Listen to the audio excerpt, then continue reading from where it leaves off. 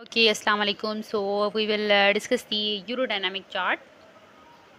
कुछ graph discuss करते हैं, पर उससे पहले थोड़ा सा आप नॉर्मल फिजियोलॉजी समझ लें, क्योंकि जब नॉर्मल आएगा तभी हम एबनॉर्मल आइडेंटिफाई कर सकेंगे. ठीक है, तो होता क्या है during the filling phase normal detrusor pressure और जो हमारा एब्डोमिनल प्रेशर होता है वो इक्वल होते हैं. ठीक है, दोनों में कोई राइज नहीं होता, या तो फिर स्लाइटली प्रेशराइज्ड होता है.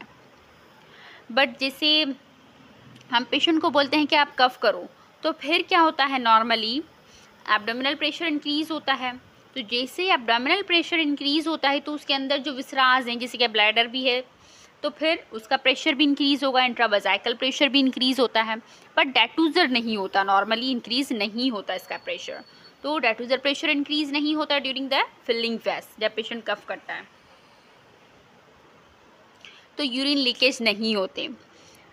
बट अगर डेटूजर प्रेशर इंक्रीज़ ना हुआ हो, पेशेंट ने कफ की, एब्डोमिनल प्रेशर इंक्रीज़ हुआ, वजाइकल प्रेशर इंक्रीज़ हुआ और फिलिंग फेज के दौरान यूरिन लीक हो गया, तो इससे फिर हम कहेंगे स्ट्रेस इनकॉन्टिनेंस. ठीक है, तो कफ जब पेशेंट करता है तो there is a slightly rise in the abdominal and the vesical pressure, but there is the no increase in the detrusor pressure.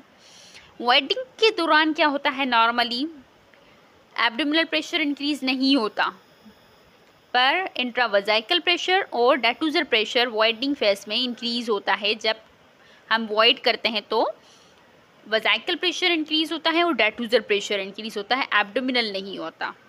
ठीक है, तो हियर यू कैन सी कि फिलिंग फेज के दौरान प्रेशर इंक्रीज़ नहीं होता, बट वॉइडिंग के दौरान वजाइकल प्रेशर इंक्रीज़ होता है, डेटूजर में कॉन्ट्रैक्शन होती हैं, और जैसे ही डेटूजर कॉन्ट्रैक्ट करेगा तो फिर स्फिंक्चर्स ओपन होते हैं और यूरिन लीक होता है. But during the voiding phase the abdominal pressure is not increased. ठीक है, सो पहले तो हम नॉर्मल ग्राफ देखेंगे, फिर हम बाकी ग्राफ देखेंगे. Okay, so here you can see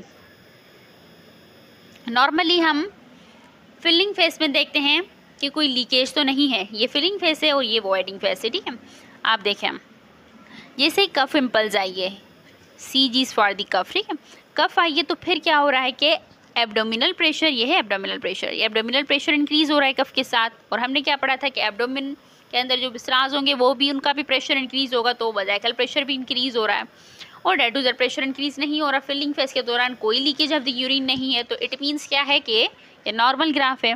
जब भी आपको ग्राफ दिया जाए तो सबसे पहले आप देखेंगे कि लीकेज है कहाँ बेसिकली. ठीक है, अगर फिलिंग फेज के दौरान लीक है तो फिर आप देखेंगे कि कौन सा प्रेशर इंक्रीज़ हुआ है. ठीक है, कहाँ पे एबनॉर्मलिटी है, कोई कफ इम्पल्स तो नहीं है. ठीक है, डेटूजर की ओवर एक्टिविटी तो नहीं है.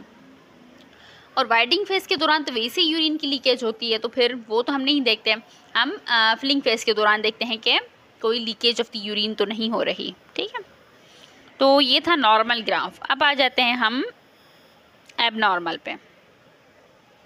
ओके, तो अब यहाँ पे देखें कि ये फिलिंग फेज है, यहाँ पे वॉइडिंग फेज है ही नहीं. ठीक है, तो हुआ क्या है कि पेशेंट ने कफ किया है, फॉर एग्जांपल यहाँ पे मेंशन नहीं है, मैं यहाँ पे कर लेती हूँ, कफ हुई है.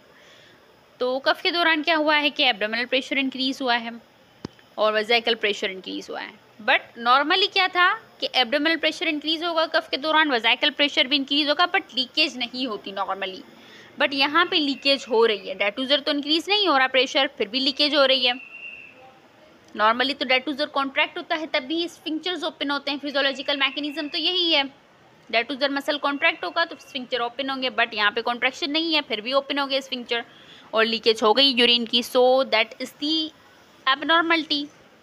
तो ये क्या होगा कि स्ट्रेस इनकॉन्टिनेंस हम इसे कहेंगे, जब कफ इम्पल्स हो और एब्डोमिनल प्रेशर इंक्रीज़ हो जाए और वजाइकल प्रेशर इंक्रीज़ हो जाए, डेटूजर प्रेशर इंक्रीज़ ना हो, फिर भी लीकेज हो जाए, तो फिर इसे हम स्ट्रेस इनकॉन्टिनेंस कहेंगे. ठीक है, अब यहाँ पे देखें, ये भी स्ट्रेस इनकॉन्टिनेंस की ही एग्जाम्पल है. जैसे ही कफ इम्पल्स आई, ठीक है, तो फिर क्या हुआ कि एब्डोमिनल प्रेशर इंक्रीज़ हुआ, वजाइकल प्रेशर इंक्रीज़ हुआ, डेटूजर कॉन्ट्रैक्शन नहीं आई, फिर भी लीकेज ऑफ द यूरिन हो गई. So that is the stress incontinence. ठीक है, ओके सो